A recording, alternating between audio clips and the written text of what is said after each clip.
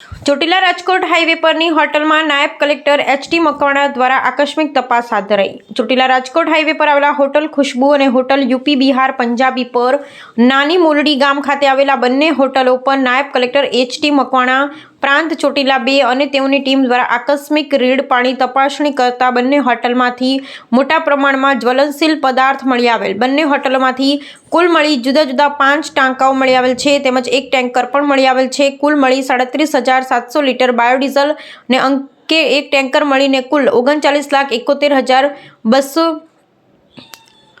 નો મુદ્દામાલ કબજે કરી જપ્ત કરવામાં આવેલ છે। સાથે સાથે તમામ જથ્થો કોઈને શંકા ન જાય તે માટે રાખેલ બાયોડીઝલ પર પાક્કા બાંધકામ કરવામાં આવેલા હતા, જે સ્ટ્રક્ચર જેસીબીની મદદથી તોડી પાડવામાં આવેલ હતા। ખુશ્બુ હોટલમાં રસોડાના પ્લેટફોર્મને 2 ટાંકા બનાવી અને આ બાયોડીઝલ રાખવામાં આવેલ હતો। તેના પર રસોઈની કામગીરી કરવામાં આવતી હતી, જે ખૂબ જ જોખમી પ્રકારની કામગીરી કરવામાં આવતી હતી, જેમાં આગ જેવી દુર્ઘટના બનવાની પૂરેપૂરી શક્યતા રહેલ હતી। સદર તમામ 5 ટાંકામાંથી જ્વલનશીલ પદાર્થનું નમૂનો લેવામાં આવેલ છે। આ ગેરકાયદેસર અનઅધિકૃત ધંધો પોતાની જિંદગી અને બીજાની જિંદગી જોખમમાં મૂકી કરતા હોય છે।